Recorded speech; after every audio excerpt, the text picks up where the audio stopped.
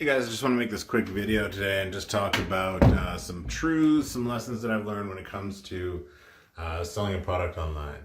And I'm going to go full extension with the selfie stick here today and stretch it out. That's because my back's sore. I did some working out this morning, so this is good. This is allowing me to stretch out my back muscles. So I just wanted to talk about information products though, because I was just looking at my a tripwire funnel. Because I had somebody ask me some questions in regards to funnels, tripwire funnels, so I was looking at it and just kind of remembering putting that product together and just kind of like what I learned along the way when it comes to selling information products online. So I made my 1 Comma Club award right there using a really simple tripwire funnel, so they're just kind of like near and dear to me.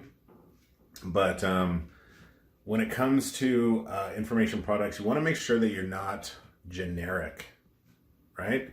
So what I mean by that is that you want to make sure that you can't just like Google whatever it is you're talking about, right? You're like, your course is called like, how to find and train a kick-ass virtual assistant, right? I can go and type that into Google and probably find out enough to get by, and now I've just kind of like invalidated your course, your training, or whatever, right?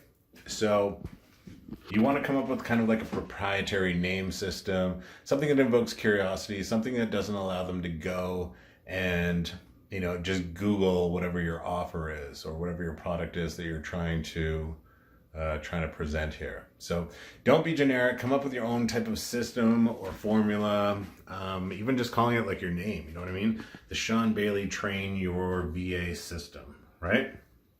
Something as simple as that.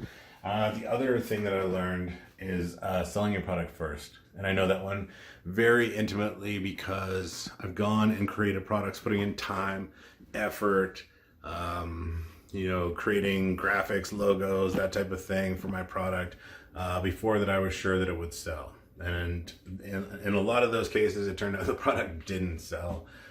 Because I had to go out and find somebody to sell it to. So instead of just having a market that was already hungry for something and then just giving it to them, I went and made the mistake of creating products. So go, and the great thing is that once you're like dreaming up whatever your offer is, you can just go and outline it onto your sales page. Like, you'll get this and you'll get this and you'll get this. Go and sell it, and then boom, once people buy and you're sure your offer's been proven out, then all you have to do is just go back and fulfill. And you've got a guide, you've got your sales letter, just look at it. Okay, so I promised that they would get this, and go back and fulfill it. And I know this for a fact.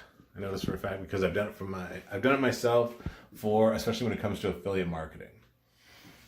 Because I've gone and looked at products and been like, okay, if you buy this product through me, you'll get these affiliate bonuses, right? And I set it up and then started sending traffic to it. And then once people took advantage, then I went and created those bonuses, right? I didn't spend time creating those bonuses if they needed to be created until I was sure that people wanted them. So that is definitely things that you want to know and appreciate when it comes to creating information products. Make sure that you're not generic, that you can't just Google your product and go and sell your product first and then create it.